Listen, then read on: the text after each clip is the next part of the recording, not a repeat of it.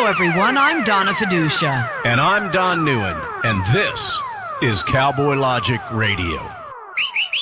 Cowboys didn't dance, didn't wear designer shirts. When their hearts were filled with memories, their bodies filled with hurt.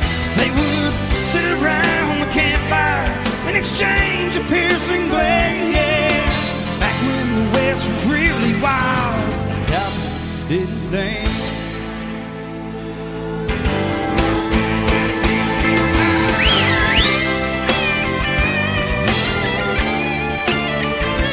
And welcome to Cowboy Logic Radio, everyone. I'm Donna Fiducia. And I'm Meghan Markle. Megan, it's the My Pillow guy. Megan. I am so sick of Megan. And I actually love the TV show she was on. It's a great show. Suits is a wonderful But we were show. happy with Megan when she was a paralegal on Suits. Yes. Not when she's absorbing every second of the lamestream media. My gosh, Donna. You know, this past weekend, if you watched and tolerated CNN, Fox News, MSNBC, any of the major networks, all they were covering was Megan, it's the My Pillow guy. Hey, all they were covering. You've got all of these reporters that have gone over to the UK. They look like they're attending the Kentucky Derby. They've all got their bright colors on and their hats, and they're all and guys were fawning over the outfits. I mean, Shepard Smith seemed aroused. Well, yeah. Don Lemon was aroused. No comment. I mean, it was pathetic, Donna. And here's the thing. Everybody's over there in the UK, and I've got a lot of UK friends. I've got a lot of British friends. Quite frankly, I've got a lot of clients from the UK. And you made darn well sure you didn't get up at 6 a.m. to watch it. No, I did not. But here's the thing, Donna. What?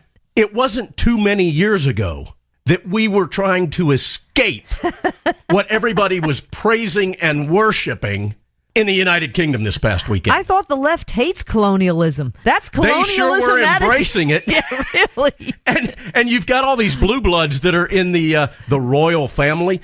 I'm sorry. No disrespect. They're not blue intended. bloods. They're inbreds. No disrespect. They look like a bunch of inbreds. They are. Am I out of line to say something like I probably just pissed off all of my English friends and clients? Maybe Megan will add some it's the My Pillow guy. Diversity to the line there now. I'd say she has. And did you see what they actually showed? What's her face? Camilla Bowles, and it said Camilla Bowles. Somebody blew it on the Chiron deal there, ladies and gentlemen. Are you guys impressed that I know what Chiron means? The only reason that I know that word, ladies and gentlemen, is because Donna Fiducia taught it to me. Well, it's because you hung out at the Fox News channel for a while with me when I was there. That was the big news flash of the weekend, and it's oozing and undulating into this week. Didn't watch a minute of it. Not a minute. Not a minute. The thing is, Don, here we are talking about this days later when I want to get to the real news. When you do news and headlines, you want to start with the major news. Not that was major. No, it wasn't. Major Garrett was there, and he was talking about Megan. It's the My Pillow guy. Megan. Hey, I didn't see. What's the guy's name in Suits? The lawyer that everybody loves to hate. I don't remember. We only watched the whole Pudley. season. The guy that's got that weird looking mouth. Oh yeah, I didn't see him there. I'm sure he wasn't there.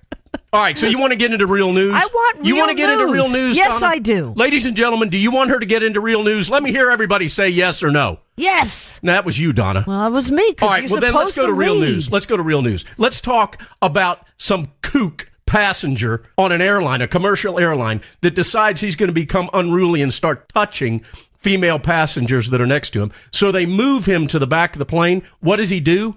He pulls out his Anthony Weiner and he urinates all over the back of the seat in front of him. Now, that's real news. No, it's not. He's facing federal charges. I wonder who took the picture, because there's an actual picture of this guy and it's got this stream of wee-wee pee that's going onto the back seat in front of him. I can't imagine. I used to fly a lot. I cannot imagine seeing something like that take place. All right, so you don't want to talk about that, No, that's not Donna? it. What about the Pope saying it's okay to be gay? No. What does the Catholic faith think about that, Donna? No, that is not the lead story that I want. What do you think Don Corleone's going to think about that? That do you is think? not the lead story that I want here. All right, what about, this is it. I can Okay. tell. Okay, there was a teen that started a bunch of wildfires. They've gone ahead and fined him and ordered him to pay $36 million in damages. Fat chance that'll ever get I paid. wonder where he's going to come up with that money. That is still Okay, not the lead. you need to come up with this, and we're going to give you, all right, we're going to give you $11.29 suspended, but you've got a fine of $36 million, and you have to perform 16 hours of community He'll be service. 1,400 years old before he pays that one off. All right, that's not the big story. No, that's not the big All right, story. what about the Scouts, the Boy Scouts of America, requiring condoms at the 24th World Jamboree for the Scouts? Sad, but that's still not the lead story. It's pretty lead to me. All right, then I know what it is. I know what it is. The one place that you and I will ever buy coffee. Starbucks. Never. Not happening. I'd like a quarter of lice latte, please. Lice latte. It's becoming homeless camps. Where? On the West Coast. I was going to say it's got to be California. The thing is, they went from being, having diversity training after they kicked these guys out for using the men's room that I And guess now they're were black. homeless And now communes for lice-ridden Exactly. Now they're letting bums. everybody go in there and sleep, whatever. That's still, sadly enough, not the lead story. All right, I know what the lead story is. We got to get to the big things. I'm Don NEUEN, ladies and gentlemen. No, you're not.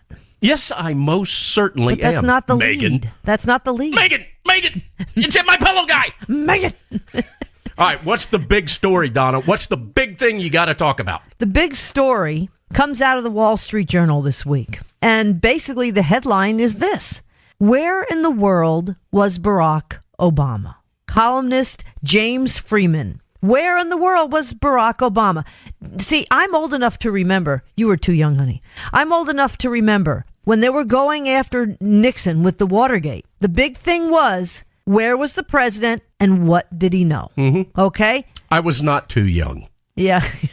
What did the president Will you know? laugh? Megan, it's the My Pillow guy. What did the president know and when did he know it? That essentially is the big question people are starting to ask now. And you are referencing the president with Barack Obama. Hussein Obama. Yes. Somebody put a spy, as we all know now, inside the Trump administration. But see, here's what's happening is there... Mole. Mole. But it seems like the main... Mole.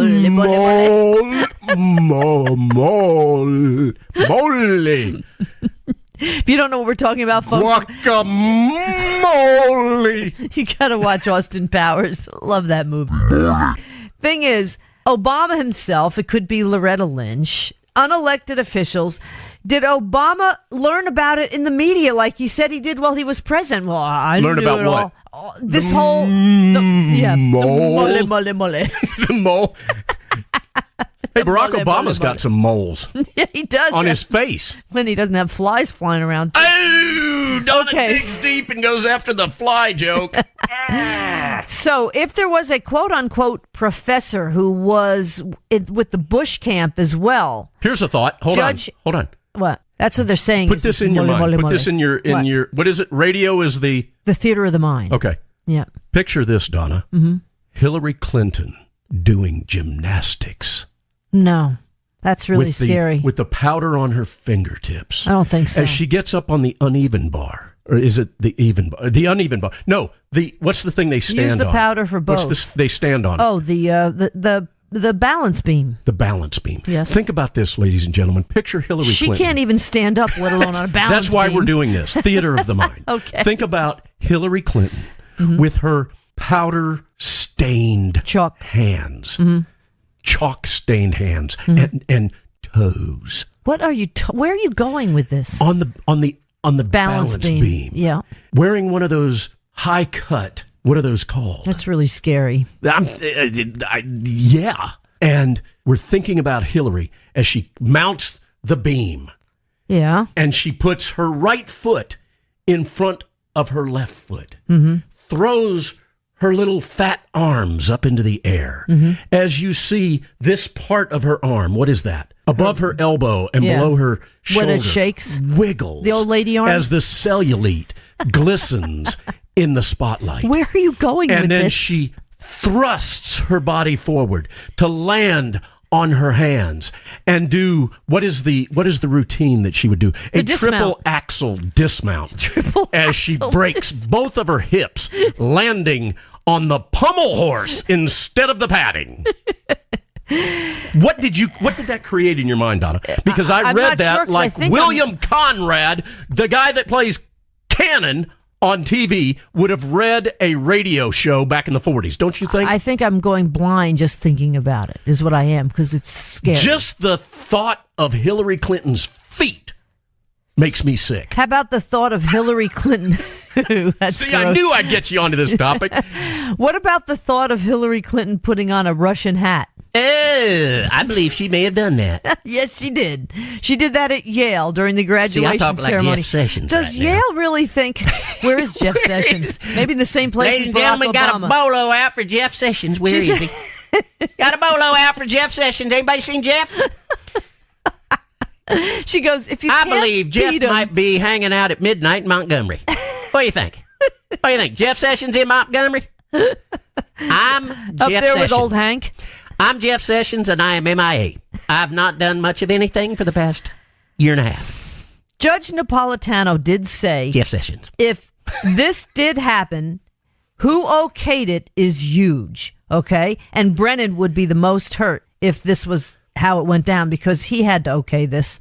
And Obama had to okay it. Meanwhile, Hillary, yes, does put on a Russian hat at the Yale graduation ceremony. Then she says, if you can't beat him, join him. You know what? She did that years ago. Yeah. She took $145 million from the Russians, selling them 20% of our uranium. $3.8 million from a law firm, Perkins Coie, for funding the Steele dossier. Uranus 145. No, Uranus 1. Which one is it? Jeff Sessions? Be on the lookout. Anyhow. Be on the lookout for Jeff Sessions. Now the New York Times and all the mainstream media is kind of walking this back now ahead of the IG report that's coming out. It's not a spy now, it's an informant. It's kind of like... It's an investigator. It's a matter. It's an investigator. Yes, it's a matter as opposed to an investigation. I wonder if Loretta Lynch came up with the verbiage that everybody's using now in the mainstream media. Megan! It really scares me that Trump had this meeting, though, with the CIA, he welcomed the CIA director, Gina Who was Haspel, the inbred that walked Meghan Markle down the aisle? One of the other... it was Charles. Charles. He's the future king. He's the one who's first in line. Trump met with he's qualified for that position. I'm going to tell you that right now. Actually, I'm not sure if he even said I think he said he doesn't want it. I don't think he actually can be. I'm not sure. I thought he was the first in line, but I thought he said he doesn't want it. I'm not into that stuff, so I don't know. Somebody's kid is like first in line. Oh, it's probably his kid. Trump meets with Rod Rosenstein and Christopher Wray, demanding to know how this investigation started. What's her real name? What's her real name? Who? Somebody Bowles. Kamala Harris Bowles? Yeah, really? Doesn't she want to run for president? What's she doing at that wedding? Kamala Harris Bowles. I forget now.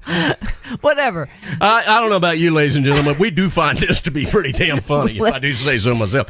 Can I say Sally Yates and John Brennan essentially say that it's an all-out assault on democracy if Donald Trump goes ahead with what's going on. Excuse me? It's an all-out assault on your our silent intelligence. coup exactly. to take down a sitting president, John Brennan. This is scary. So Chief of Staff Kelly is going to meet with the DOJ and congressional leaders, but they're not looking at the Clinton campaign. They're going to allow the IG to expand things out. I am really hoping that IG did its job. Yeah, we'll see. But the thing is... But once it does its job, we got to count on the DOJ to do their job. And where's Jeff Sessions? He's like Barack Obama. Bolo! Jeff Sessions! Be on the lookout. Be on the lookout for Jeff. Who do you think will pop up first, Waldo or Carmen Sandiego. I know Jeff won't. Obama or Jeff Sessions. John Brennan then tweets that more apparently on the Palestinians calling them victims at the opening of the Israeli embassy. That's exactly what a Muslim would say. It's unbelievable. This guy is totally out of control. Out of control. There was also a moment of silence for Gaza victims at a New York City public school. Can you believe this crap? Listen, the only victims in Gaza that should have a moment of silence are the women and children that the terrorists used as human shields. Exactly. Okay? Speaking of New York City stupidity, glad that we have cleared that I up. couldn't have gotten out of there fast enough. Some Democrat in New York asked, quote, "Who do you want your daughter dating, an MS-13 member or a Republican?" Or Harry. Yeah, Megan, It's Harry the pillow guy. and he said this Democrat in New York, said he would rather have his kid date a gang member than a Republican. Well, maybe he'll get his wish. Wouldn't that do people be? know what MS-13 does? Seriously, these guys, they are animals. I'm sorry. And that's all you really need to PETA know. is all upset with Donald Trump Why? because he called them animals. I'm sick and tired of this stuff, Donna. Hey, there was an election in Venezuela. Guess who won? Let me think here. Could have printed that one ahead of time, just like Hillary's exoneration. Nicolas Maduro. Yeah. That's a shock. Yeah. You know, That's a shock. when I worked at Fox, I actually anchored in the wee hours of the morning one morning the Iraqi returns. The Iraqi election returns. Now, this is before the Iraq War. So Saddam Hussein was still president, of course. And I sat down and they said, "Donna, we got the results. You got to go back, to your chair and we're going to go live with this." And I go jokingly when I sit down in the chair, "What did he get, like 99% of the vote?" And he did. Precisely. I bet Maduro was pretty darn close to that, too. What a joke. I think he received 67% of the vote with 40% of the voter turnout. Absentee. Yeah, exactly. Exactly. Well, hey, Venezuela's sure in a mess, and We are in trouble, really, if you look at the snowflakes. And I want to play a song. And snowflakes. Snowflakes, yes. I want to play a song, folks, for you. But I really have to set this up. Because Don is a serious musician. And he has a friend named John Seckman. That he is... Who's another serious musician. Yes, a serious musician. But you guys have known each other since high school. Almost 75 years. Seckman is a brainiac, right? He went to Georgia Tech. Georgia Tech. Unlike you went to Tennessee. Right. Okay, so... John is much more intelligent and intellectual than I am. Right. So you were trying We're to... kind of like the yin and the yang. Right. John's smart. I'm just Don. NEUEN. But you did some goofy things in high school when some recordings. Well, we that did you played these goofy things when, right after we got out of college, too. You're older? The kookiness continued, as they say. Well, the kookiness continues to this day, ladies and gentlemen, because John Seckman and Donald NEUEN have yet to grow up. And we're collaborating again. You're collaborating again, and you came up with a song this weekend basically about snowflakes that John put together. It's a rough cut. I didn't come up... No. I got to correct you on that. I didn't come up with the song. Mm-hmm. What I did is I called up John and I said, "Hey, man, we need to write a really politically incorrect song. And we need to write it about cry closets and things like that. Snowflakes and lavender pens for grading papers because it's less aggressive. And therapy intimidating. poodles. Yeah, and therapy poodles and little cry closets and all this other stuff. But we need to write a song about that. Well, Seckman is the guy that writes the songs. I just do a lot of the music. Well, you do a lot of you record and you hone it. So when I said to you today that I wanted to play this and you're going, "No, you can't do that. No, it's not produced up I'm at all. I'm a perfectionist. It's not produced up at all." But see, that is the fun part. This is what you would call a rough cut. This is what you would call a work in progress. This is a first draft. A first draft. Okay, John took about an hour and a half, 2 hours on Saturday or Sunday, and he put this thing together, and he sent it over to us, and we started listening, and tears were rolling out of our eyes. And I'm sure our listeners will think the same. Yep. This song is hilarious. And when we finish it, we'll play it again for you. But this is the clay. Rough cut. This is the clay. That you're molding. Okay? John Seckman, and what is he actually calling this song? What is the name of it? The Snowflake Song, I think. The Snowflake Song. Well, we haven't really titled it yet. Okay, well, we'll call it for the working title because it is a work in this progress. is the first time that this song's being played anywhere, ladies and gentlemen, and it is in its infantile stages. I must remind you of that. So do not try to go onto CD Baby or iTunes or any place like that and buy this song. It is not out yet. I'm a little snowflake and boy do I pout. Here is my safe space of progressive redoubt. Inside our huddle sessions, therapy poodles. We don't ask your gender, cause boy, we got poodles. When ideas come that I don't know much about, I go into my cry closet and cry it all out. I feel bad about America, and that's no lie. I wish we weren't so special, but I can't tell you why. I'm not judgmental, and that's a fact. But if you don't think like me, you should be carjacked. When ideas come that I don't know much about, I go into my cry closet and cry it all out. Time for a tuba solo.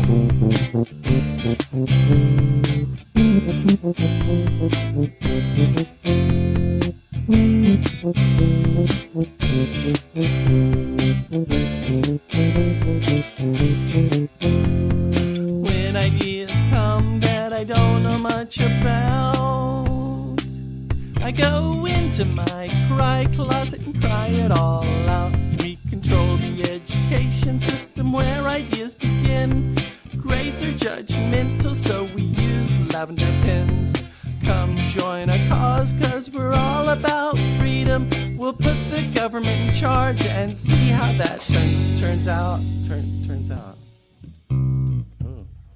We'll see how that turns out. We All know. right, so there you go, ladies and gentlemen. You've heard the embryo of this song. Time for tuba solo. I loved it. I think we'll leave the tuba solo in there. It absolutely is fitting. Ladies and gentlemen, once that song's finished, we will play it again on Cowboy Logic Radio. I assure you that. I have just one question. Yeah. When are you ever going to grow up? Never! And as long Too as I'm funny. writing music with John Seckman, I don't think either one of us will. too Although damn he funny. does portray himself to be much more grown up than I am.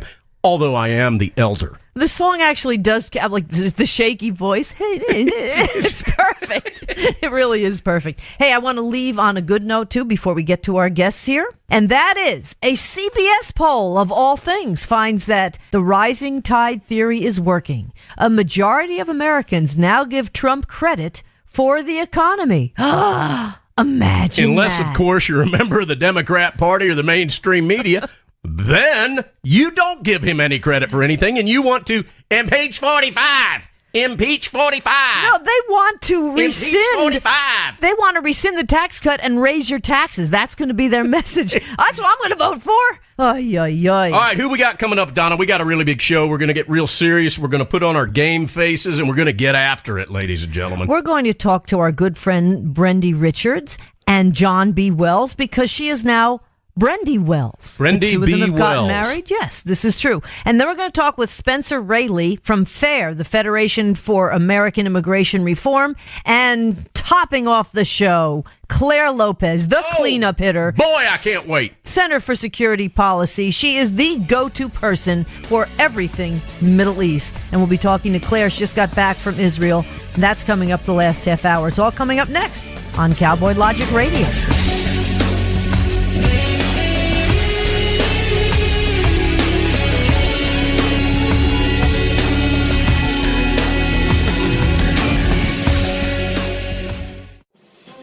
Hi, thank you for listening. My name is Ron Phillips, and I'm the owner and operations manager of Talk America Radio. It is with great pride that I offer you this 24/7 stream of some of the finest talk radio programming in the country, but I need your support. We are a listener-supported network. That means we need your help to continue to offer the quality programming you're hearing right now. If you're able, please visit talkamericaradio.us and click the Support Us button. Your donation will go a long way in helping us continue to share the American voice. Thank you.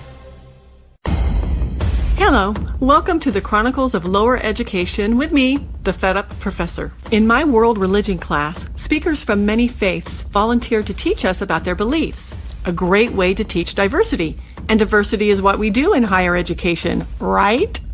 Well, a while ago, Rick, an Orthodox Jew who's spoken in my classes for 15 years, was also invited to speak about the Jews' impact on world history for a global studies class, which 2 professors, one historian, one sociologist, team taught.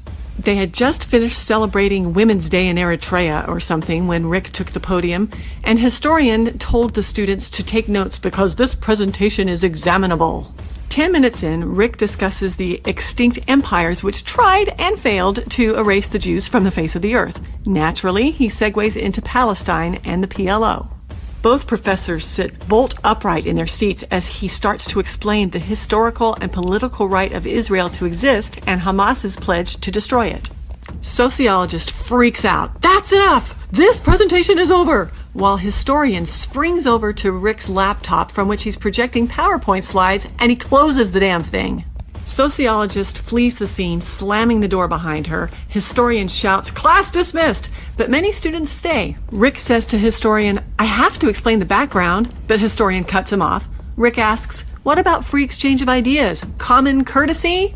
But historian flounces out the door. So much for diversity, leaving us with the students. A pretty stupid move because they had a lot of questions for Rick, and even apologized for their professor's embarrassing attempt to shut down an Orthodox Jew who is pro-Israel. Yep, that happened. I have, about 1 million more stories to tell you, so join me next week on The Fed Up Professor. Bye.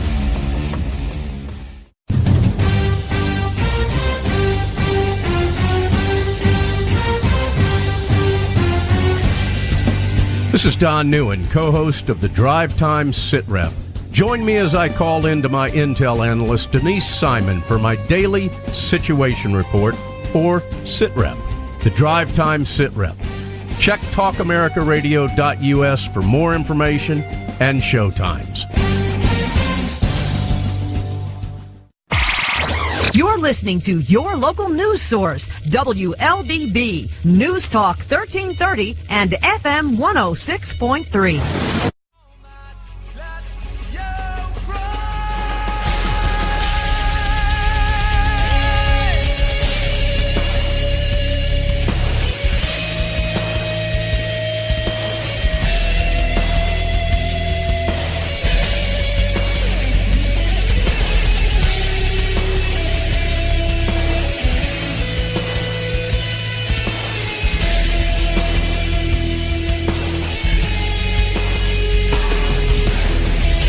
Welcome back to Cowboy Logic Radio. I'm Donna Fiducia, along with Don NEUEN, and we're going to talk about a very special event coming up this November for this next section. My birthday's in February, Donna, but thanks for bringing it up. No, this is November.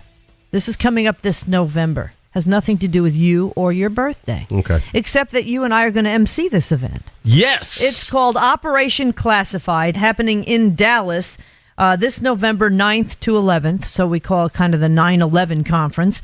And it's being put on by John B. Wells and BRENDI Richards Wells, because now they're married.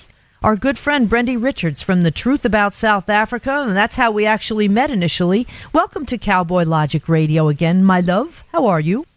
I'm fine. Hello, Donna. Hello, Don. Thanks for having me. Hello, BRENDI. How are you? I'm always well, but I'm Wells now. Well, you're Wells Yes, now. now you're Wells, plural, which would be Wells. That would be more than one Wells. You and John Indeed. B. BRENDI Richards, Indeed. as always, our little sister from another mister, we love you dearly, and we are so glad that you're with us, and we're also honored that you and John have asked Donna and I to once again join you. The last time we joined you, it was for your wedding. Yes. And this time we're going to be joining you for this event that John and you are putting together, and we're thrilled about it. Tell us a little bit about what's going on. Yes, thanks. I'm very happy that you guys are going to be there. It's going to be an amazing event. If you go to event.caravantomidnight.com, you'll see all the speakers that we're going to have. It's a little bit different than your normal conference where everybody sits in one big room and you've got speaker after speaker, and you know, at the end of it, you suffer from death by PowerPoint by Sunday. We're going to spruce it up a little bit, it's going to be in 4 or 5 different rooms. There's going to be a roster, and there's going to be a speaker in every room at any given time. So because we cover such a large or different genre of topics, we will focus on a topic per room. So we will have your news, your current events, your security services, your deep state problems, everything, those type of guests. And then you're going to have the guests that will speak about spirituality, Christianity, spiritual things. And then you're going to have the guests that will going to talk about the stuff that John covered on Coast to Coast, the visits from outer space and all these conspiracy things. So it depends on what really tickles your fancy, but you will never miss a talk because the roster runs and it'll rotate. So if you want to listen to 2 specific people and they're speaking at the same time, you just wait because one of them will speak again. So that basically means that the audiences are a little bit smaller, a little bit more personal, and a lot more interactive with the speakers. And then we're also going to have on the other side the exhibition component, so where we're going to have booths and your people can come in and visit the speakers, but there's also going to be other people. All of them, or most of them, have been guests on Caravan to Midnight. And, we've got over 930 programs now, and so it's all Caravan to Midnight. It's all John B. Wells and what Caravan to Midnight has achieved in the last 4 years, and all the guests. So it's very exciting for us to finally put this thing together, where the entire program culminates into this event. Ladies and gentlemen, we're going to give you this website a number of times during this segment, but if you go to event.caravantomidnight.com, that will take you directly to the event page on the Caravan to Midnight website. Now, you can also just go to caravantomidnight.com. That's John's Caravan site, and you will see links to it. Brendi, we've got. I'm looking at it right this second. I'm on the site, and you've got a phenomenal lineup of guests. And just like you explained a minute ago and described, it's a wide variety of guests. I mean, some of these folks Donna and I know very well. You've got well-vetted guests. Why don't you tell us a little bit about some of these different guests? I'm going to leave that up to John. All I can say is really, and this is the one thing. How do you actually talk about somebody if you can't talk about him? But you'll see a few blocks there are classified. Can you see that? Yep, I see him. It's not like that they're not booked and we're kind of hoping to find a guest. We are fully booked, but some of these guests cannot say who they are before the time. We cannot reveal it.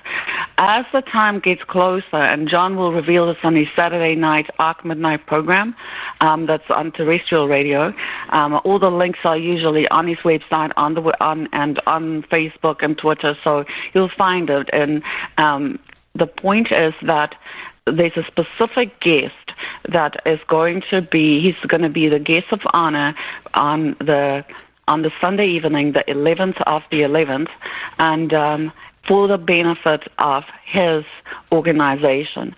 And as patriots, as people that have been watching what has been happening in this country for the last 2 years, they will immediately know what this is about. You can actually go and get a ticket for this event.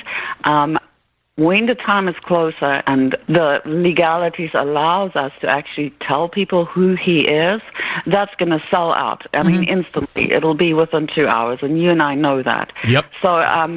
So while I know you need to almost take a leap of faith to buy that ticket, but I can promise you will kick your butt if you don't buy this ticket. I totally agree. and Brendi, I have to be candid about something, and full disclosure with our listeners. Donna and I do know who this individual is.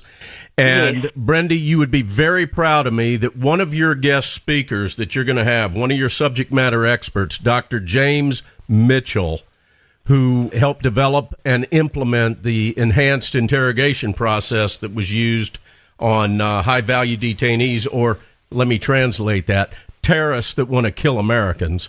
Yeah. Brendi, you will be very proud of me because Dr. Mitchell actually came up here and waterboarded me to try to get me to disclose who this special featured special guest is, and I didn't break. I did not break. He waterboarded me for 5 sessions, Brendi. 20 seconds each session. Yep. At 45 degrees, I did not break. He then put me against the walling wall, and he walled me. I did not break during that either. The sleep deprivation didn't get it out of me.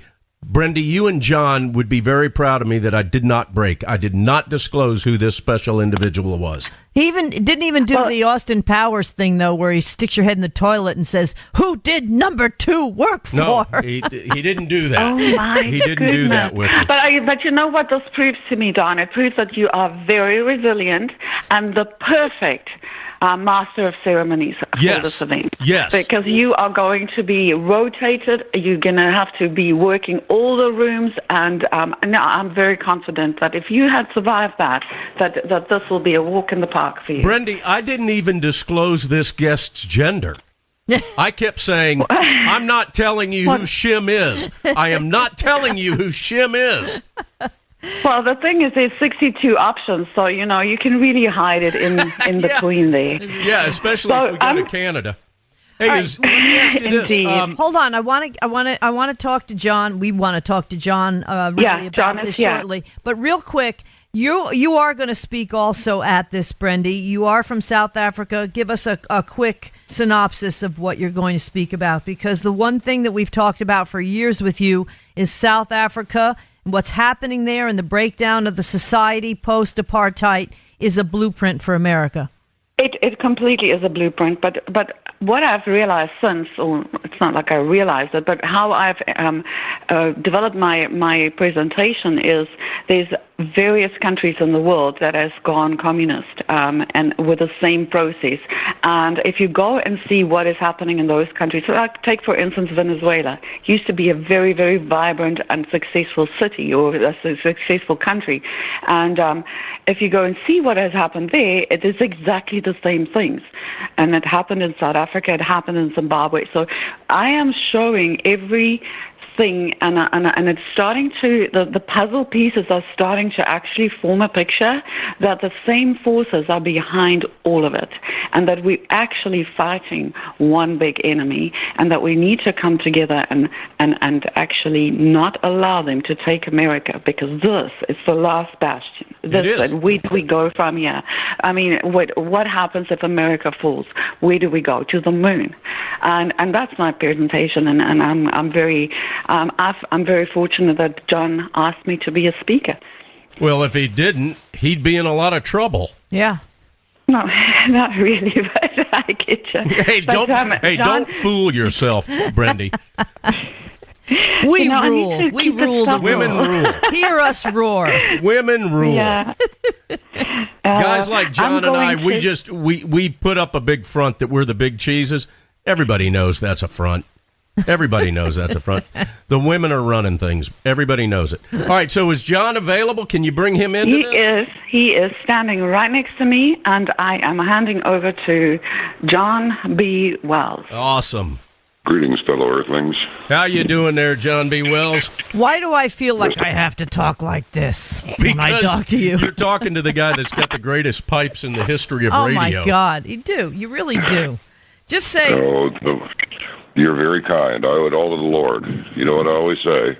Otherwise, being a poor waiter on the floor of a really not that great of a restaurant would have been my fate. There you go. You know what I mean? All right, so, John, tell us what you can. I told Brendi earlier, before you jumped on the phone here with us, that Dr. James E. Mitchell, who you had on Caravan, stopped by here and he waterboarded me to try to get me to disclose who the special guest of honor is at this event, and I did not break. I did not break through 5 waterboarding sessions. But tell us what you can about about this awesome lineup of subject matter experts that you've got. You know, the thing about it is I just wanted it to be something special. You know, there's some pretty good conferences out there. They really are. But I wanted this one to be different, and I wanted people to walk away from it just telling other people, you messed up big time. Just hope that they do it again, because this was amazing. I want it to be just like nothing that they've ever had before by way of a conference. There's nothing wrong with the standard conference, except, you know, a lot of the times you like the people who are going to do the speaking, and you want to, but it just wears you out sitting there listening. You know what I mean? And or it does me anyway. I mean, I'm making some presumptions here, but I really wanted it to be different. BRENDI wanted it to be different, so we thought, how can we make it different? And we formulated this thing, and I think it's going to, as the phrase goes, rock the world of those who attend. I really do. It'll be different. It'll be unlike any conference they've attended.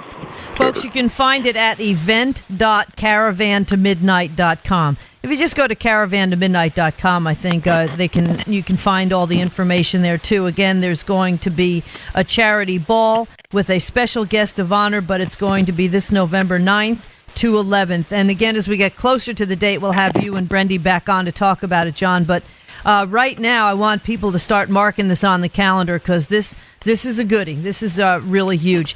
Tell us about what's going on right now with ARC Midnight and your Caravan to Midnight show, that both of which are just, you know, it's appointment TV and radio. You know, it was a long road to get to the point where we are now. I always wanted to have a program that reached a lot of people, but was not subject to, a program director walking in saying, "Oh, gee, I really wish you wouldn't talk about that, or I wish you wouldn't do this, or, you made one of the sponsors mad," or something like this. And, gee, could you make your music a little more, a little bit more mainstream? It's like, yeah, sure, whatever you say.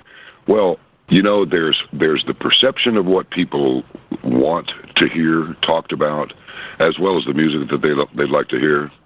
And then there's the reality, which is every once in a while they hear a song they like. Every once in a while they hear someone talk. Oh, all the guests are all interesting, but every once in a while they'll hear one, during the course of their listening experience, however many channels they scan and whatever they listen to regularly. They'll pick their favorites because they get the most out of that particular channel. So, of course, that's on their preset. But I always wanted to do something a little bit different. It's easy to, do something like somebody else does. That's fine, and that's good. I mean, if it's good, then other people want to say that's good. I want to do that also. But I'm just always been a little bit not mainstream at all, because most people are not mainstream. It's funny. I've heard it said that you cannot predict what an individual person will think or do. You can't predict that. But you can predict what an average of a lot of people will do. And so, frankly, the formula is that I don't speak to the average person. I speak to the individual person. And those individual people who will respond to the program, that's the audience that I really want. And there are many more of them than anyone thinks. And frankly, if these big radio corporations would not cling to the old paradigm, they'd be a lot more successful. I was going to say, the biggest ones ever. I bet if they they're didn't all cling to it, they'd probably be successful. I bet they're all a bunch of deplorables. Hey, John, if I'm not mistaken, I think that you are encroaching on about 1,000 episodes. Am I correct? Are you getting close to it? Yeah, we're getting close. 934. And I thought I was a big shot. Wrong, ladies and gentlemen. We've got the big kahuna on here. So let me bring everybody up to speed, ladies and gentlemen. We have got with us John B. Wells. We just finished speaking to his wonderful bride and our little sister, BRENDI B. Wells. And, John, it sounds BRENDI like B. Wells now. Yeah, it sounds like you've moved out into an atrium. We've got this is bringing all kinds of ambience into this. I hear birds. This conversation. And we got bird sounds in the background. This is actually pretty cool. But Are you sitting we out like on to a get terrace that- right now? It's a natural environment, you know. It's a pastoral setting. Well, I thought you'd like that. You Yeah, know? I mean, exactly. It's like Don the being a Crystal cowboy Cathedral. and all. Yeah. My dad used to conduct the choir at the Crystal Cathedral, and we'd have birds flying around in there during Because it was so during big, the sermon. Yeah, birds got the in there windows and they never stayed got open. out. Yeah. All right, so John, let's was go about- back. Let's go back to the event. Can you tell us a little bit about the guests that you have posted? Again, ladies and gentlemen, please visit this website, caravantomidnight.com. That's John's main website for the Caravan program and everything he's got going on with that. You can also go to event.caravantomidnight.com. And that's the page they've created for this fabulous event, which is basically called Operation Classified. And there's a lot of stuff about this, John, that is classified. We're not going to talk about it. Waterboard me if you will. I'm not breaking. But talk to us about some of the guests that you do have publicly listed on here, including the great Dr. James Mitchell. Well, he really was quite something, and there was so much more that I would like to have talked with him about. But it's, you know, he really can't talk about just everything that I would like for him to talk about. So I just let him talk about whatever he was willing to without pressuring him. But some of the people that are coming on are, well, you know, some favorites like L.A. Marzulli. L.A. Marzulli is, for people who don't know him, is an intrepid researcher, and you know, he's been looking into. He's very much aware that we're in a period. Now, a lot of people, this will grab a lot of people as woo-woo, and this is what I broke from at Coast. They do like to talk about. Last night I caught a little bit of it, and a woman mentioned something about, well, it was demonic, and the host was going, aha, oh, excellent, demons. Oh, yes, we like to talk about that. It's like, you don't really want to talk about real demons. If you know that, if you understand that they're real, then your best option is to stay way off of those. But everything from the elongated skulls, the skeletons that have been found. I mean, this is true. This is not myth or legend. And the people down in South America, the governments there they will not release those DNA samples. They just won't do it. So it's the same thing as Voltaire said. If you want to find out who your rulers are, figure out who you can't talk about. If you want to figure out what's really going on in your life, what the reality is, just determine what it is the government doesn't want you to talk about, what DNA samples they won't release, and then you'll have an idea that what you're trying to investigate has some real legs to it. Exactly. See, in my train of thought, being more political, I would have said that would have been the Clinton Foundation and Hillary Clinton. Definitely. Politically speaking. Uranium's coming out of the Clinton Foundation. Oh, those are the ones you don't want to talk about because they're your rulers right there. And really you've got is Colonel Schaefer. I noticed you got Colonel Schaefer coming into this. Field McConnell. Yeah, a lot of people have seen him not talk at length, but they've seen him say a few things of great moments, primarily on Fox News. Yep. I don't know that he's ever gone on the left wing outfits like CNN or MSNBC, but yep, Colonel Anthony Schaefer will be there. Dimitra Anamisiaris, she's been deep into the so-called educational structure, and she's found that so much of it is precisely what was alluded to back in the old days, which was that you're not being taught academics at university, you're being taught attitudes. And then there's John Moore, who is this guy is something else. He reveals things that have been known by the government for a long time, but the public is totally oblivious to it. And then there's Field McConnell, who has identified his own sister as the most evil woman in the world, connected with all this child trafficking and pedophilia and all of these things. And David Heavener, a guy that's been deep inside the Hollywood apparatus. And Stuart Rhodes. Stuart Rhodes. Oh, Stuart Rhodes will be there, and Ty Bollinger will be there. The Truth About Cancer man, and the Moriartys, who were there in Libya when all of that stuff collapsed, when we went in there and destroyed one of the 7 countries that General Wesley Clark was put wise to when he talked with somebody at the Pentagon. Oh, yeah, there's this memo about, and there's 7 countries, and every one of the countries on that list, with the exception of one, has just about been knocked off its axis, if not totally knocked off its axis, and it's just in free fall. Then we have Dane Wigington will be there, the geoengineeringwatch.org man. He presents extraordinarily compelling evidence that the biosphere, our planet Earth, really is in serious trouble. One of the things that John Moore brought up was this map that goes all the way back to a 1959 episode of Highway Patrol with Broderick Crawford. And Broderick Crawford is in a man's office, and right there on the wall, you can see where the coastline, the east coast of the United States, has been moved west by about 15 or 20%. In fact, last night I was watching one of my favorite shows called Elementary, and it's funny how these script writers and screenwriters will drop little bits of truth within their made-up, fantasy that they're now they've brought to life in a TV program or a movie. But he says, yes, and a cadre of billionaires is buying property along the Appalachian chain because they know it's going to be beachfront property one of these days. Mm-hmm. If we look into that, I bet we'll find out that the cadre of billionaires is buying up property there. This had been known, but this goes all the way back to 1959. They'd known about it before then. We are still subject to the same things that the government's known for 60 years. Probably longer than that. We're still not able to enjoy the technological discoveries that were made in the 20s and 30s. We still don't have Nikola Tesla's, the product of his work, which would eliminate the need for oil and many, many other things. We don't have it. Because big oil's never going to allow that to happen. That's really the problem. Well, how do these things, and we only have a couple minutes left here, John, how do all these things stay secret, though, with so many people that might be privy to this?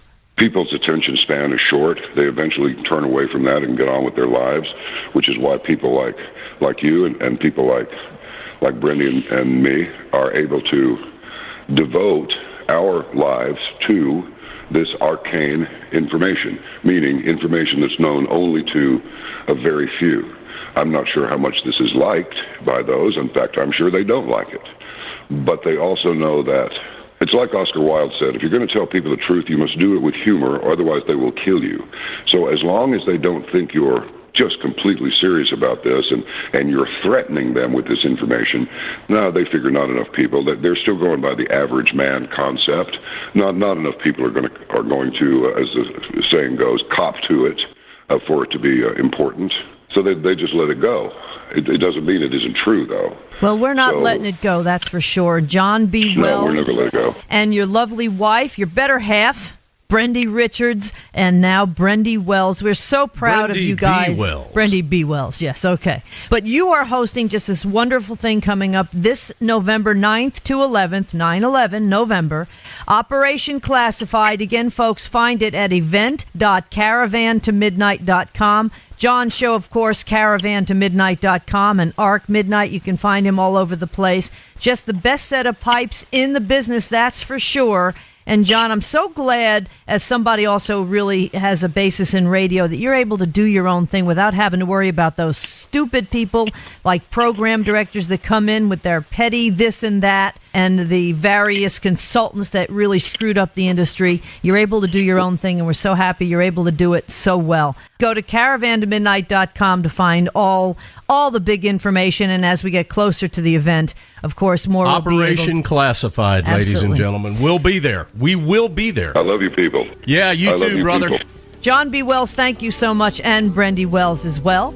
We're going to be talking to Spencer Raley of FairUS.org. The Federation for American Immigration Reform is coming up, and Claire Lopez for the Center for Security Policy. It's all coming up next on Cowboy Logic Radio. It's all around me.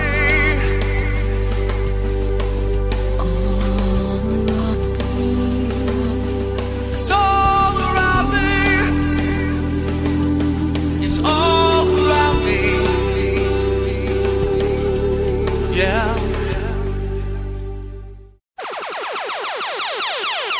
Hello, everyone. I'm Donna Fiducia. And I'm Don Neuen, and this is Cowboy Logic Radio.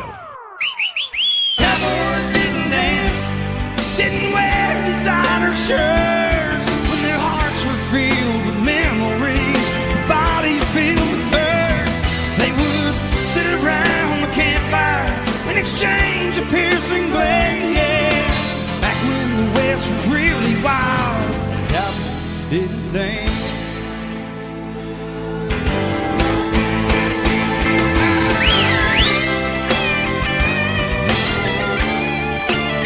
Welcome back to Cowboy Logic Radio. I'm Donna Fiducia, along with Don NEUEN. And our very special guest for this half hour is a gentleman by the name of Spencer RALEY. He is from FAIR, the Federation for American Immigration Reform. And Spencer, that pretty much sums it all up. FAIR has been in the news quite a bit in the last couple of weeks. Can you start off, Spencer, by telling us what's going on with FAIR's lawsuit against Oakland Mayor Libby Schaaf? Absolutely, and thanks for having me on, y'all.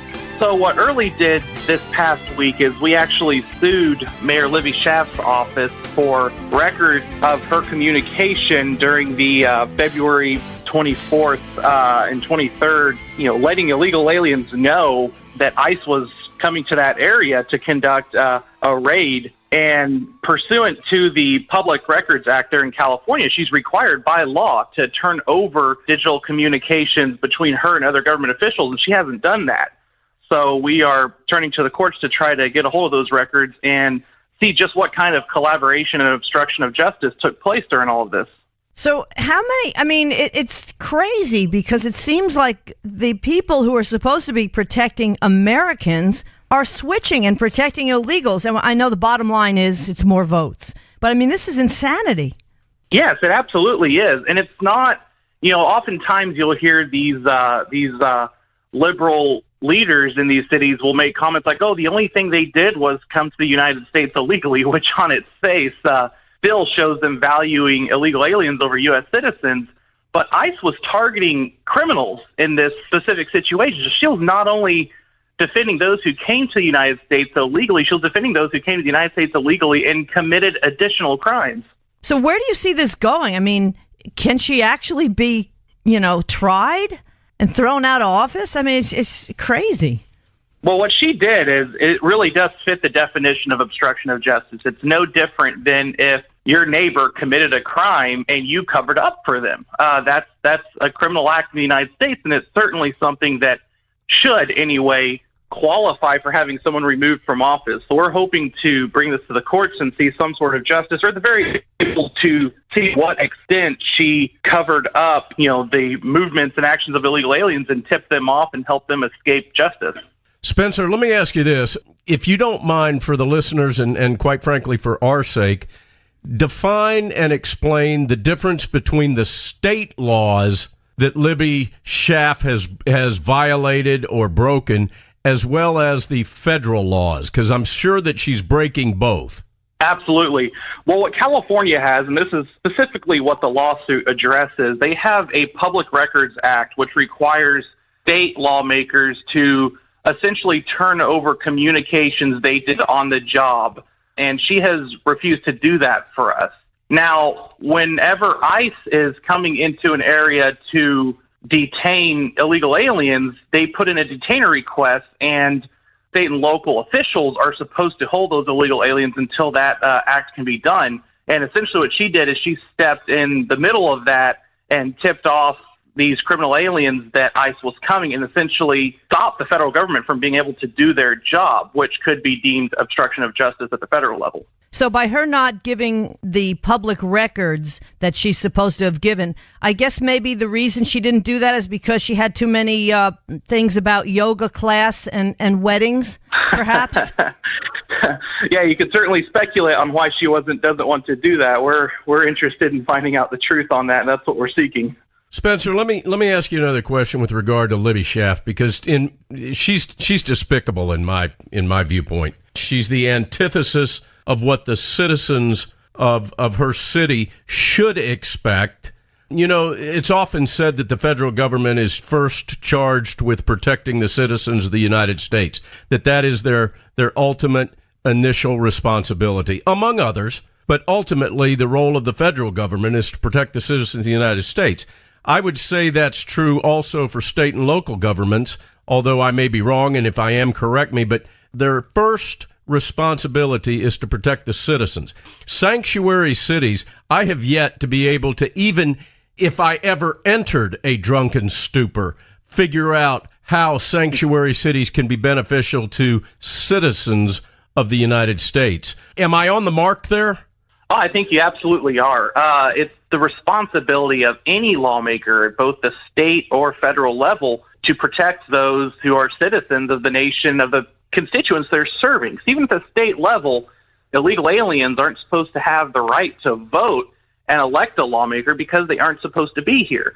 So the responsibility of any lawmaker should be to the citizens of the United States first and foremost. I wasn't aware that an illegal alien or someone that's in our country illegally really has any U.S. rights outside of courtesy. No, they really don't. The Constitution, first and foremost, was written for the citizens that are under the jurisdiction of the nation they're in, the United States.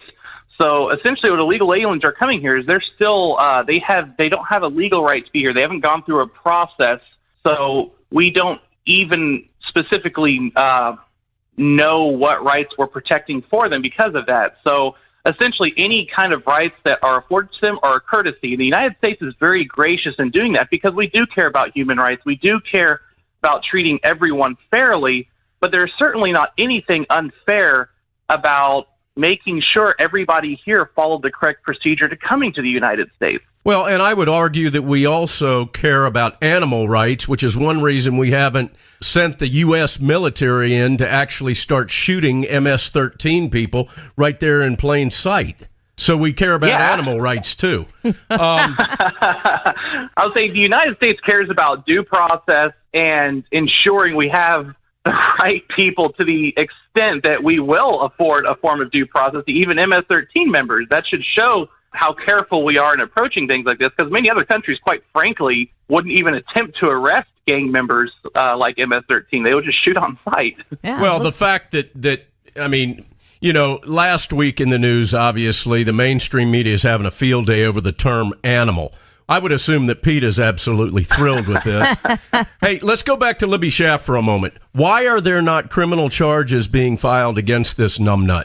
Well, I mean, that's kind of our question here, and that's where we're trying to figure out exactly what she did by obtaining communication records. Of course, President Trump has come out and he has called for an investigation against Libby Schaaf, so it is possible that will happen still. But it's certainly something that puzzles us why it hasn't occurred yet, because there certainly appears to be standing for that. Well, I can assure you this. If Donna and I, or you, for example, were harboring illegal aliens in our house or in our barn or someplace like that, we'd probably be arrested and charged with some kind of a criminal crime. That's questionable under this Attorney General. Under this Attorney General, I don't know what the heck is going on. Spencer Raley of the Federation for American Immigration Reform. Talk a little bit about, if you would, about FAIR's report on sanctuary cities. Sanctuary cities in number have nearly doubled since Trump was elected. Yes, they really have. In 2016, we released a sanctuary city report soon after Trump was elected and found that there was a little over 300 sanctuary cities and jurisdictions and states across the United States. And that number in our newest report, which was released this past month, has increased to nearly 600. And what's even more appalling about that is you go back to when former President Obama was first elected, that number was only 40. So it has risen dramatically. Well, is the reason that this thing is, I mean, clearly everybody understands that Trump is anti-sanctuary city. He's pro-immigration. Legal immigration. Mm-hmm. Well, now he's anti-animal, and we all know that. So, again, PETA must be proud. Let me ask you if you think that the reason that these sanctuary cities have doubled so much is, once again, the liberal mentality of basically, let's throw sand in the gears, let's do everything we can to actually become the antithesis of what Donald Trump stands for and wants. Is that why it's doubled? I mean, we've got the first president in quite some time now that's saying we want to get back to a country of laws. And so all of a sudden, everybody on the left is going to decide they're going to break laws. Is that one reason you think this has doubled? Yeah, I think you're exactly right. I think that it has doubled under President Trump, quite frankly, because these liberal cities that want to protect illegal aliens are scared he's actually going to enforce the law. And, I think it increased dramatically under President Obama because they knew they could get away with it. So essentially, they were having a field day kind of passing these laws in order to win favor with their liberal base. And now they're doing it because they're afraid that Trump will actually enforce the law and, quite frankly, see the practices that they engaged for 8 years under Obama. I actually look at it slightly differently. Under Obama, They didn't actually need to be called sanctuary cities. Obama was in the process, and I know Hillary would have continued that, God forbid, if she were elected, of basically redesigning the country. He was placing illegals in small communities all around the country in order to flip them. And he was very much in the process of doing that. He was socially engineering the country. So really, sanctuary cities didn't really matter under him. No, you're exactly right. Of course, when you look at even the number of apprehensions and deportations under Obama, that dropped dramatically every year he was president. And it dropped even with him changing the definition of what a deportation is to try to make his numbers look higher than they were. So essentially, and this really wasn't even a major term during the Obama administration, when a city would pass this kind of, you can't even really call it a law because it's illegal, but when they would pass this kind of policy under Obama, it was more of an act of solidarity. Now they're doing it because they're actually afraid that the law will be enforced. What kind of a U.S. citizen, and this may be a tough or convoluted question for you to answer, but what kind of a U.S. citizen that is not a politician or someone whose job does not depend on illegal aliens being in this country, what kind of a citizen in their right mind would not be outraged over a sanctuary city? It's beyond me. Well, if you look at even polling, and we don't always trust the polls, but if you look at the more unbiased polls that are put out there, very, very few U.S. citizens actually support sanctuary cities in the first place. And I think the ones that do are ones that have been accepting and believing falsehoods and lies that have been told by both liberal politicians and the mainstream media. Well, the mainstream media is essentially so pro-sanctuary cities. It's the same mindset that says Trump is crazy and Kim Jong-un is not. The same mindset that refuses to report on what's going on in Venezuela. They're socialists and Marxists, and they refuse to admit that it fails every time it's been tried. And this is, they know their base is eroding. The Democrat Party is so far to the left now, it's actually to the left of Bernie Sanders. So your mainstream American isn't going to vote for that. So now they're talking about having illegals vote, which is pretty much happening in many of these cities because they get driver's licenses, and it's up to them to check whether they're legal or not. I mean, it's on the honor policy, and they also are talking about lowering the voting age to 16. I mean, obviously, I think if they're going to talk about guns going up to 21, you ought to raise the voting age back up to 21 too. Yeah, it truly is a mess. All right, so let me give your website out here, Spencer. We're talking to Spencer Raley, Federation for American Immigration Reform. Find all their great work at fairus.org. That's FAIRUS.org, fairus.org, folks. Please follow them. Trump's animals comments about MS-13, as we were talking about earlier, taken out of context by the lamestream media. I mean, are you really at all surprised about that? And can you give us an idea what the actual numbers of illegals and DACA recipients really are in the United States? Okay, yeah. I really think in terms of this whole animals comment, it was the mainstream media thinking that they could grab something he said, twist it out of context, and people would actually believe them.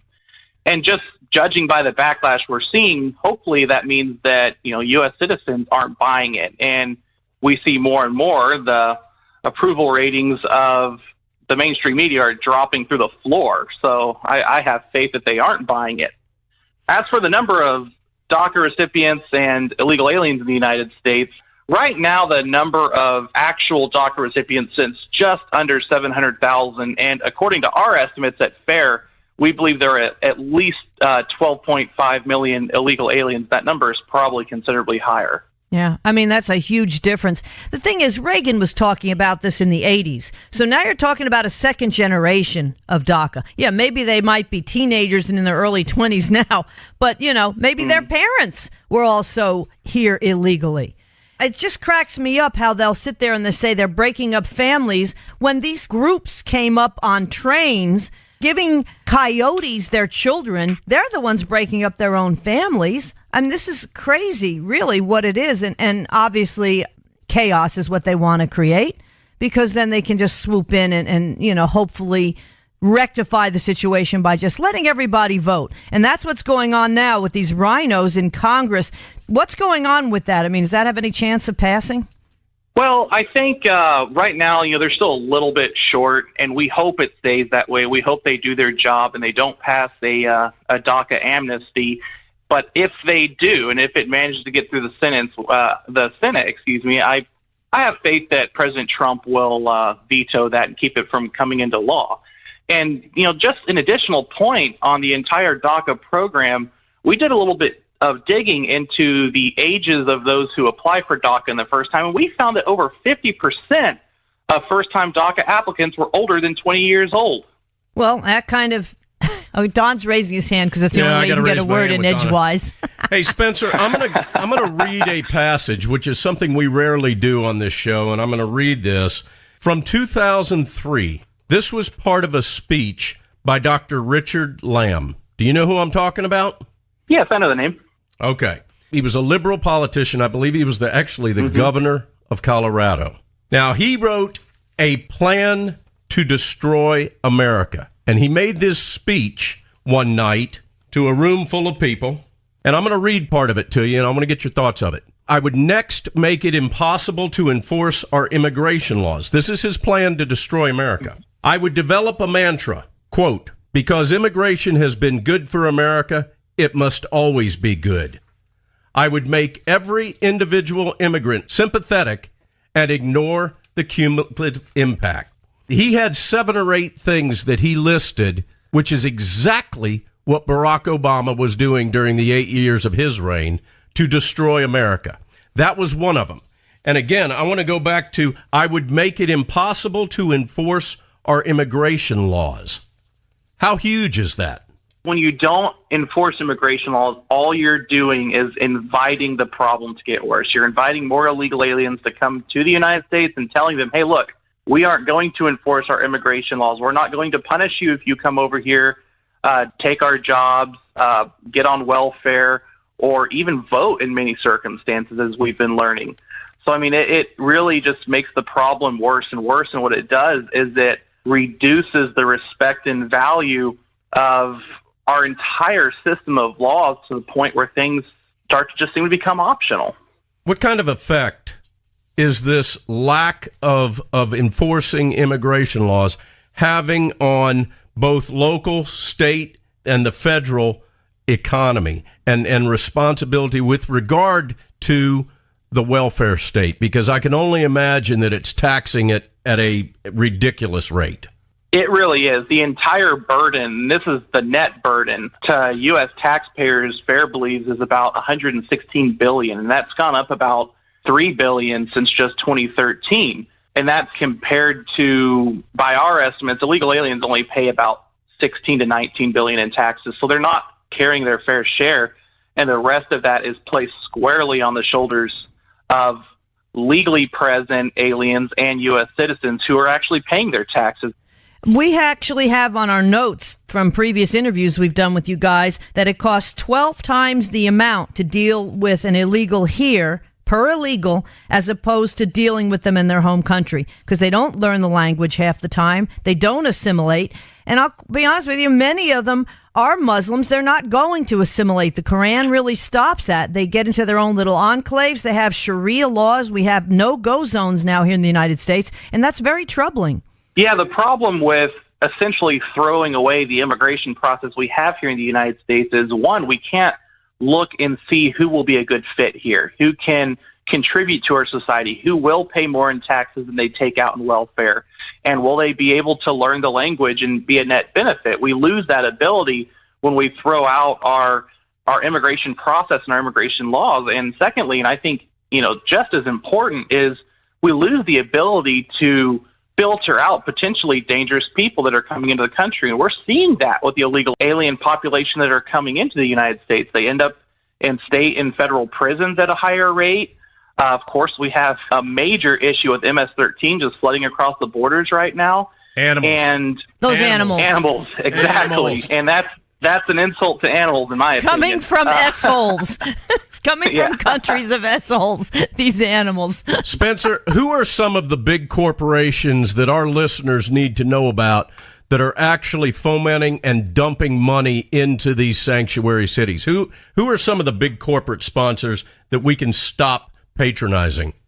Well, that can be a little bit more difficult to determine. I think just look at where a lot of these companies are. Look at the tech Silicon Valley there in California. Look at who they support. Look at their politicians. Look at who they're donating money to. And just last year, we had a major report on Disney hiring a large swath of foreign labor to replace U.S. citizens who were working in their IT department. And not only that, they part of their severance packages included that they weren't allowed to talk to the media about this, or else they would lose that severance package. Spencer, I believe also they had to train. They had to train them. They had to train them. Yes, they had to train them. You're correct. Them. Pathetic. It's really pathetic. Well, it really is. I always follow the money trail. Spencer RALEY of the Federation for American Immigration Reform at fairus.org. We've only got a minute left here, so let me just say, at $1,900 a person, I really blame a lot of these religious organizations, Catholic Charities, Lutheran Services, and you're talking the Pope even, and we don't have time to get into this, has been really pro-immigration because these charities are giving $1,900 per immigrant. And, if you follow the money trail, that says a lot as well. And if they don't just follow the law, I really think we're doomed because it really is a huge problem. Before we have to end out this segment, Spencer, I want to ask you a real quick question. Are you aware of another country that has this lax of an immigration policy, an immigration law and structure? Are you aware of another country, another sovereign country?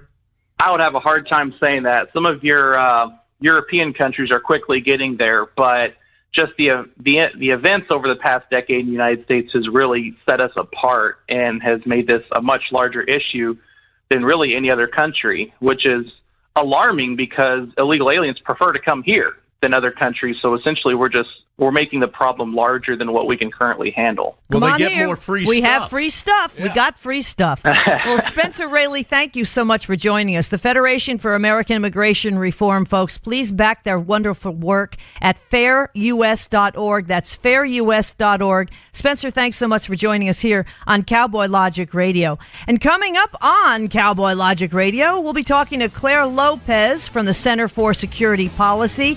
Anything on Islam, she knows. It's coming up next on Cowboy Logic Radio.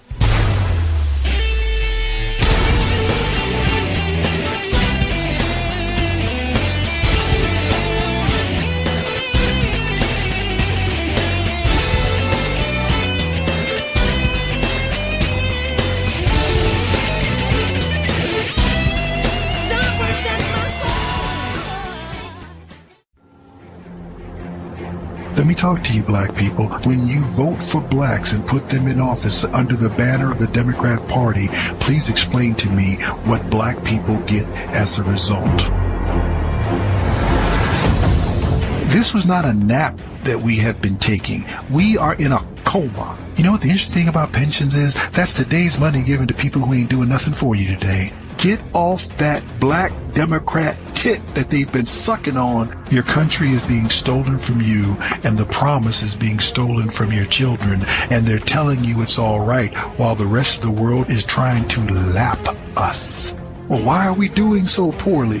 2 words: teachers' unions. Are you kidding me?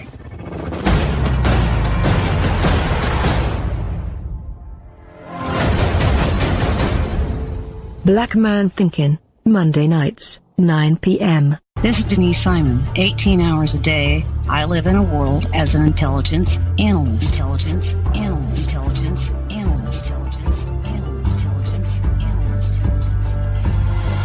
What I find is reprehensible. What I find is terrifying. What I find is treasonous. What I find is treasonous. What I find is treasonous. What I find is treasonous. What I find is treasonous. The mainstream media has completely failed the American people. Failed the American people. Failed the American people. Failed the American people. Failed the American people.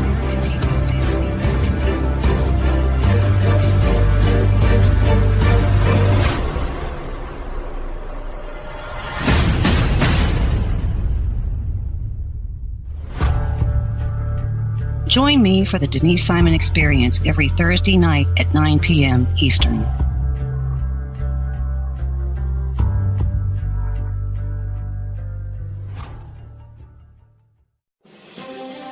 Donald Trump came to Washington vowing to drain the swamp and make government work for the American people.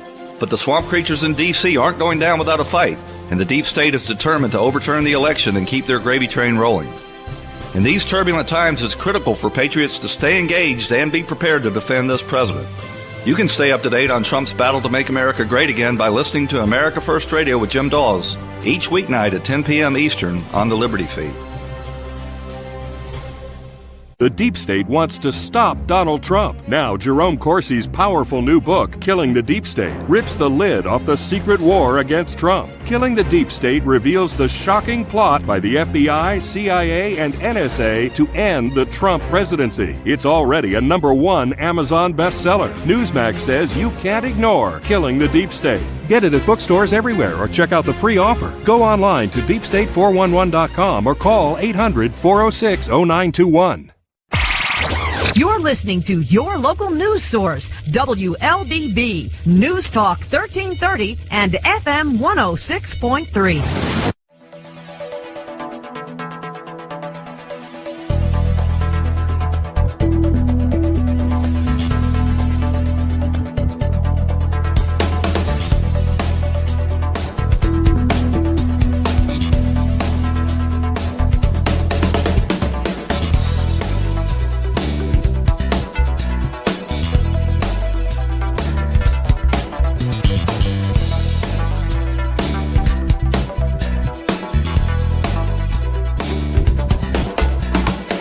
Welcome back to Cowboy Logic Radio. I'm Donna Fiducia, along with Don Neuen. You know, you haven't blurted out your name this show yet. I'm behaving. Why are you behaving all of a sudden? It's the new me. Yeah, I don't like it. You don't like it? No, I don't like it. Anyhow, but that's only because our next guest has heard you do it enough, so she expects it. We got a sister from another mister on with us. Yes, we do. And we love her dearly. And that would be one Claire Lopez. She's the Vice President for Research and Analysis at the Center for Security Policy.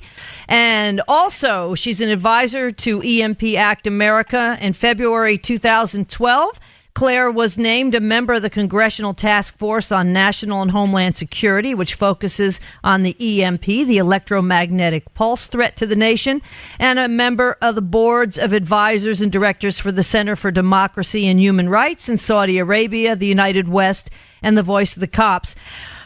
You know, and the thing is, you have so much going. You're the author of an acclaimed paper for the Center, The Rise of the Iran Lobby, and the co-author editor of the Center's Team B2 study, Sharia, The Threat to America, as well as the Secure Freedom Strategy, a plan for victory over the global jihad movement. God bless you on that one. And since 2003, Claire Lopez also has served as a member of the Citizens Commission on Benghazi, former vice president of the Intelligence Summit. She was a career operations officer with the CIA, a professor at the Center for Counterintelligence and Security Studies, and has served as a consultant and intelligence analyst and researcher for a variety of defense firms, and so on and so forth. Claire Lopez. Oh, she studies Farsi in her spare time. I forgot that one. Claire Lopez, welcome back to Cowboy Logic Radio. Hi, you two. I'm very glad to be back with you. All right, so let's get started. You just got back from Israel.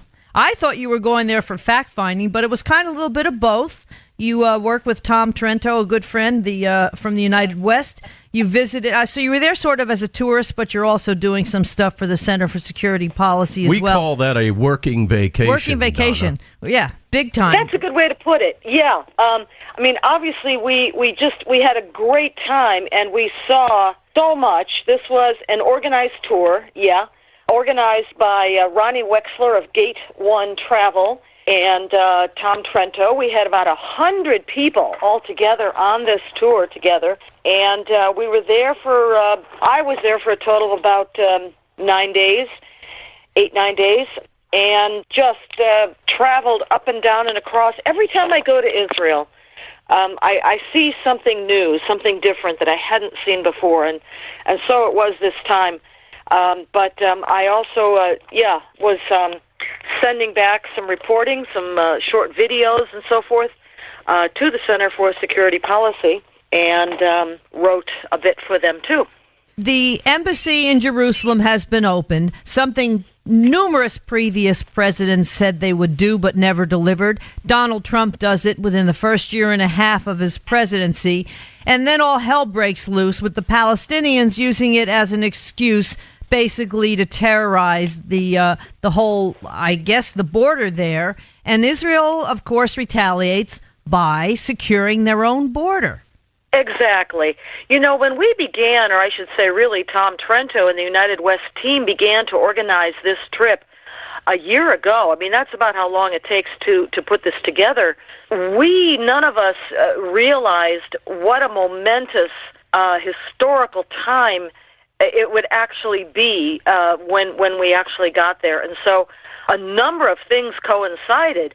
And one of them, of course, was Jerusalem Day, which was celebrated this year on Sunday, May the 13th, and that commemorates the victory in the War of Independence in 1948-49 by the newly established modern state of Israel, and also the unification of Israel's capital in Jerusalem after the 1967 war.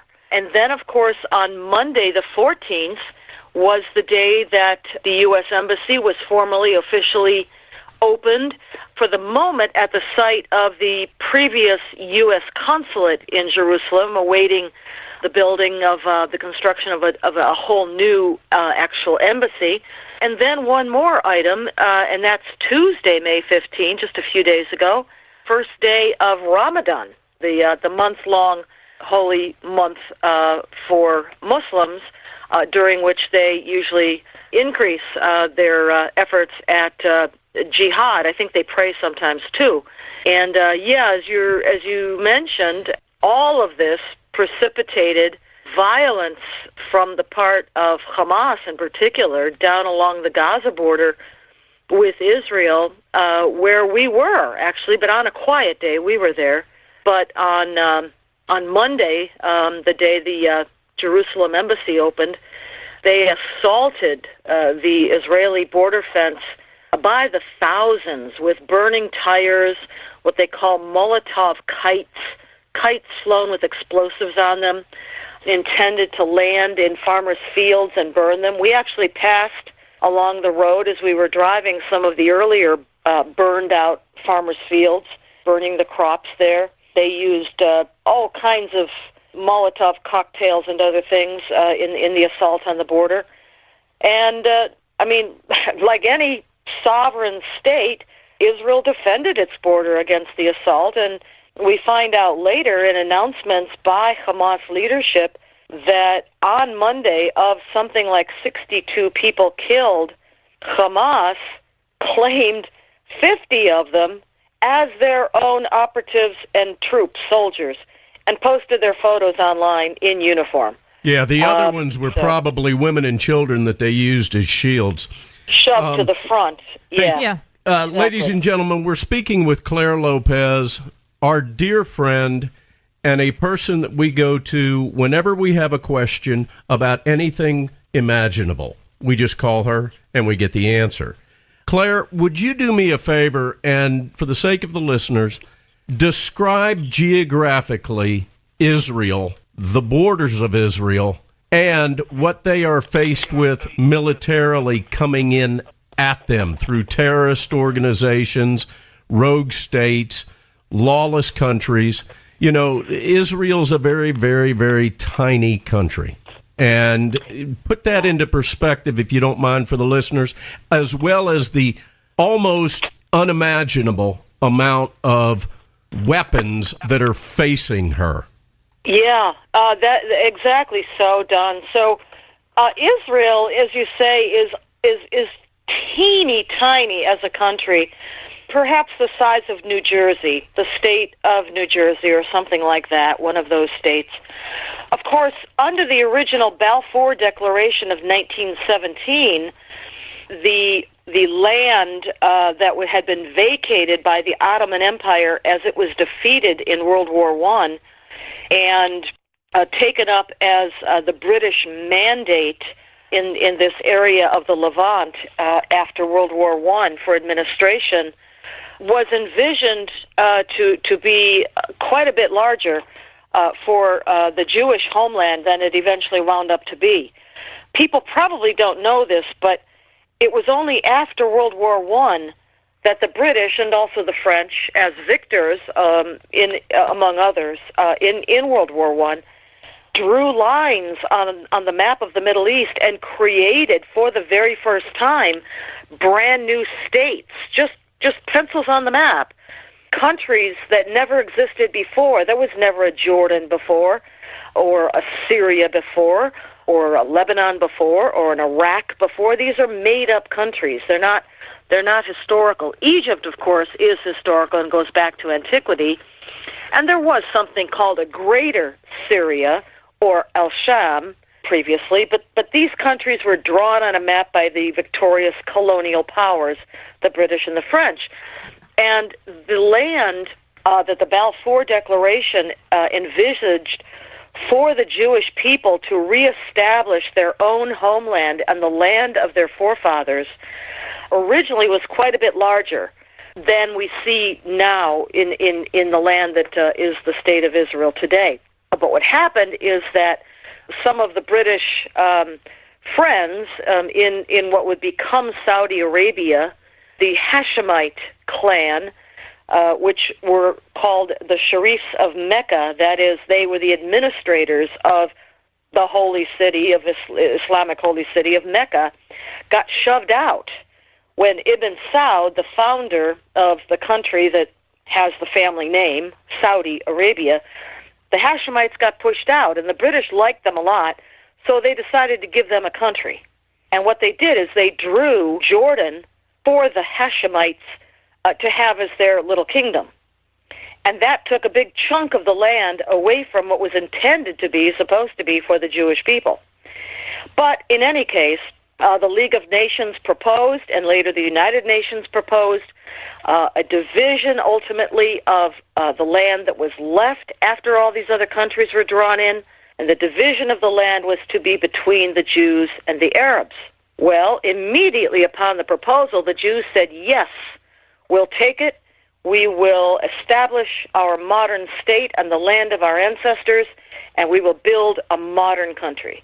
But the Arabs, the few who lived there at the time, there weren't all that many, said, no, we don't want that. We want everything, and we're not accepting that. And they refused to accept what was offered to them by the League of Nations and the United Nations. But in any case, along comes May 14, 1948, and David Ben-Gurion, the first president of the modern state of Israel, declared independence. 7 minutes later, by the way, the United States President Truman was the first world leader to phone David Ben-Gurion and recognize the new state, the modern-day state of Israel. So what I'm saying is that the land that became the modern-day state of Israel got chopped and chopped and chopped down, smaller and smaller, but even so, they accepted it, and they said, yeah, we'll build our nation-state there. They inherited a land that the Ottoman Empire had largely neglected. It was a bunch of swamp. There's not even oil there. In the whole Middle East, there's no really oil, or at least not at that time. They didn't know it. Nowadays, we know that there is probably actually more natural gas than oil, but out into the Mediterranean Sea. But no natural resources to speak of. The land was swamp. There were Bedouins living there, and bare and desert in the Judean hills and down in the Negev desert, dry, barren, unwatered, not even good fertile land for agriculture. Very few people living there, some Bedouins with their flocks, a few towns. And, of course, some of those towns go back to antiquity, occupied by the Jewish people since antiquity, but also some Arab towns, too. And you've got the Palestinians now on one side, Gaza, the West Bank, and Iran all around. And the bottom line is they don't want Israel to exist, period. Isn't that really pretty much it? Islamic doctrine obligates Muslims to fight and kill the Jews. And another doctrine that people may have heard about is something called the doctrine of sacred space. And that means any land ever occupied or conquered by Islam is forever waqf. That's W-A-Q-F, waqf. That means land endowed in perpetuity to Muslims by Allah, according to their belief. And so because the Levant was conquered by the armies of Islam shortly after it is said that Muhammad died in 632, by 636, Jerusalem had been conquered by the Muslim armies rampaging out of the Arabian, well, what would become the Arabian Peninsula. It wasn't called that then. So that land was conquered by force, by jihad, by the Islamic armies very early on in the 7th century. And the fact that now the Jewish people, who always lived there was always a Jewish presence there, even though they had been exiled, murdered, annihilated, dispersed, but some had always stayed there and remained there, and others returned to the land of their ancestors, and they made a country out of it, and they defended that country against all odds. On the day that Ben-Gurion declared independence, 5 Arab armies simultaneously attacked from all sides, and it was not certain that the new young state of Israel would survive, but it did. But the fact that that land once was occupied and held by Muslims means that according to Islamic doctrine, it must be fought for until they retake it again for Islam. That's Islamic doctrine. In addition to the other doctrine, which makes of conquered people of the book, meaning primarily Christians and Jews who have a revealed scripture in the Bible, conquered, they did not have to convert to Islam as pagans did, as the Islamic armies overtook and overran territories all over the place. They got what's called the third choice, which is to keep their faith, but to submit as ahladimma, dhimmi people, submitted people, people subjugated to the laws of Islam, but they didn't have to convert. But they had to keep a whole bunch of regulations laid out by Caliph Umar, the third caliph. The Pact of Umar enumerated these regulations, which had to do with not having any weapons, wearing certain kind of clothing that included colored patches.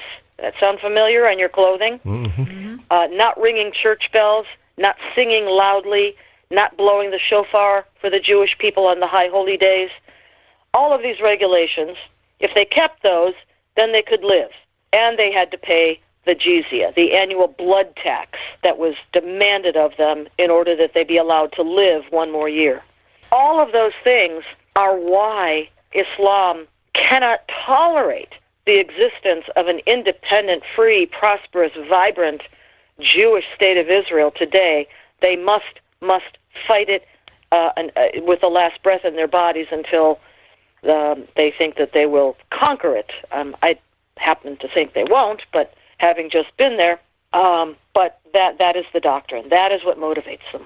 Claire, is there another religion or doctrine or ideology that you're aware of on the face of the earth that imposes its will on people of different faiths anywhere like Islam, or is that unique to Islam? Because I can't think of another one. Now, you probably may, but I can't. I mean, there is no other written doctrine, dogma of the faith, doctrine, law, scripture of the faith, of any other faith on the face of the earth, just as you say, Don, that obligates its faithful to not only impose its laws on its own faithful congregation, but on the entire world.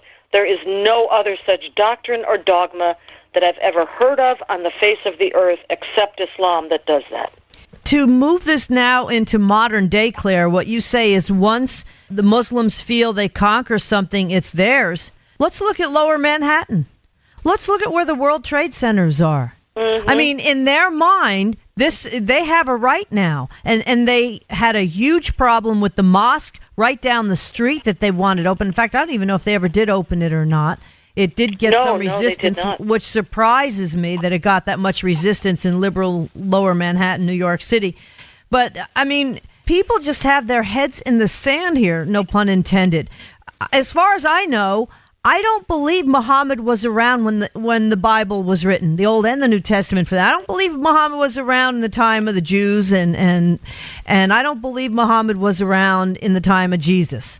You know, and no, he is said to have come along quite some time later, born, they say, in 570. But the thing is, well, hold on a second, Donna. Let's go, Claire. Let's go back to the kind of the geographic setup that is surrounding Israel. You're talking about a state that's the size of New Jersey, Donna, where you're from.